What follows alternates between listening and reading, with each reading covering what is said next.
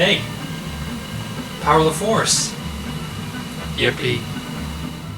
In 1995, after a decade of silence, Kenner began producing Star Wars action figures again, part of the build-up to the upcoming 20th anniversary special editions. Lots had changed since the last Star Wars figures came out in 1985. Men had changed, women had changed, and action figures had changed. Kids were used to more muscular heroes, like He-Man, and more intricate sculpts, like the real Ghostbusters, or the McFarlane Spawn toys. So this new line of Kenner action figures, called Power of the Force 2, brought the old character designs into the modern toy-making era. The initial reaction? A lot of people were pissed.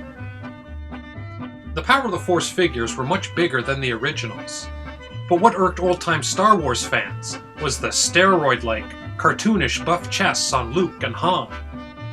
The Stormtrooper looks really odd with his puffed-out chest and little girl legs. And the plastic was all soft and bendy. Now, the original Chewbacca wasn't the greatest likeness of all time. I mean, it isn't up to the standards of the Ernest Borgnine black hole figure.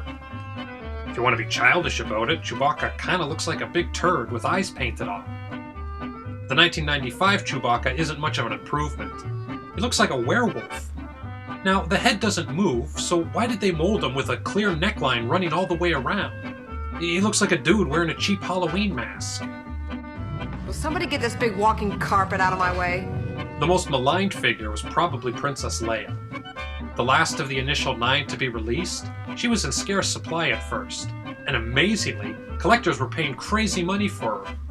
Here's a guy on a collector's forum, admitting he paid $50 for his Princess Leia's back in 1995. The next year, these people walked into Toys R Us and suddenly there were hundreds of Leias hanging on the racks. They must have felt like real chumps. The Power of the Force 2 Leia was referred to by collectors of the era as Monkey Face Leia because of her ugly, simian visage.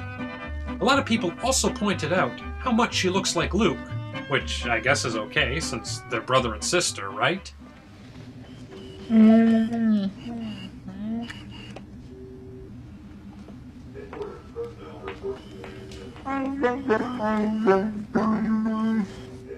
But, to give Power of the Force its due, some of the figures turned out pretty good. Yeah? Which ones?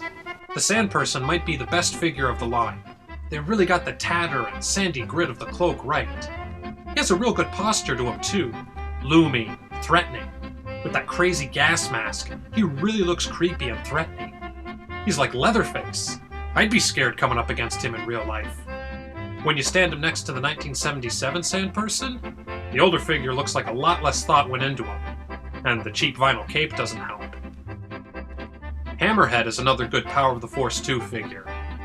The original Cantina figures were amongst the worst in the 1970s Kenner line.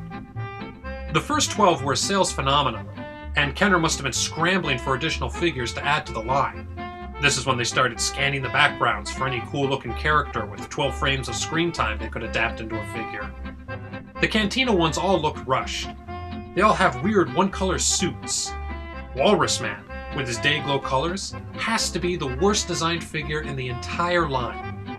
There's no detail to the sculpt, just hunks of bright-colored plastic for a torso and arms.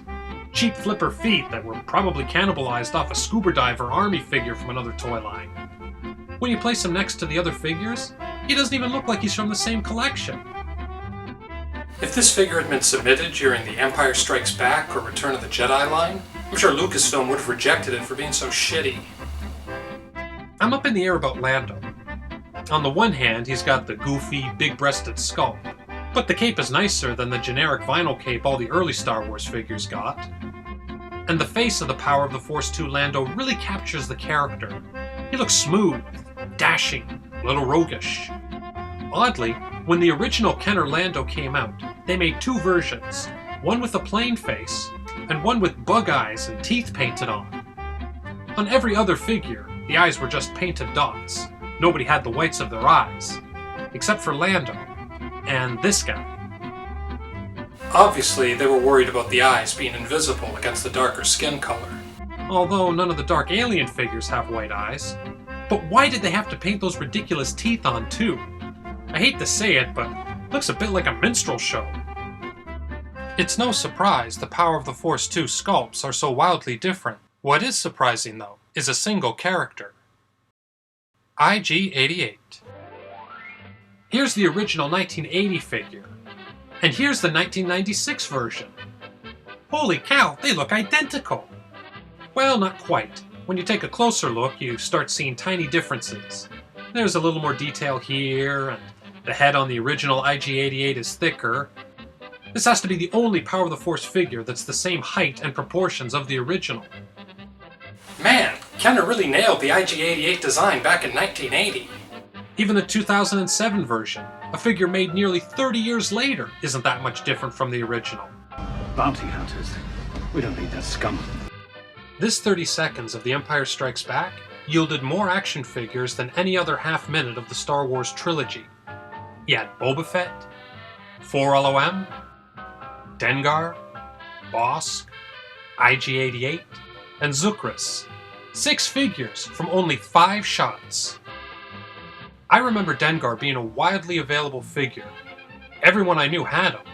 So imagine my surprise when I take another look at Empire Strikes Back and see he appears in only this one shot, in the background, out of focus. Zuckuss and 4-LOM get better screen time. However, Dengar is part of a special club, membership of which is held by a minority of the 92 figures. Characters who appear in at least 2 of the Star Wars pictures. Everyone remembers Boba Fett at Jabba's palace, but Dengar is there too. See, there he is. A lot of costumes from the first Star Wars were reused to populate Jabba's palace. You see a Jawa, a Greedo, there's that creepy clown robot from the Sandcrawler, there's Snaggletooth. From The Empire Strikes Back, there's an Ugnaught. And barely visible, but there behind Lando and Han is Dengar's bounty hunting partner, Bosk. Looks like he's lost some height though. Bosk is also visible alongside Dengar when the pretty dancing lady falls into the Rancor pit, but he's wearing a weird outfit, not his spaceman duds. But that's okay, because that wasn't Bosk's spacesuit to begin with. The costume was reused from a 1960s Doctor Who. And IG-88's head came from the kegs, or whatever those things are, hanging over the bar in the cantina scene. So in the Star Wars universe, everything gets recycled. If I have a real complaint about the Power of the Force 2, it's that the figures won't fucking stand up on their own. Because they gave such goofy poses to the legs, there's only one position the figure will stand in, and if you're a millimeter off finding that position, too bad. Power of the Force 2 is considered a noble failure in many collecting circles. Even with their thin bodies and badly painted faces, the original Kenner line will always have my heart. And the clunky, fall-over Power of the Force 2 isn't far behind.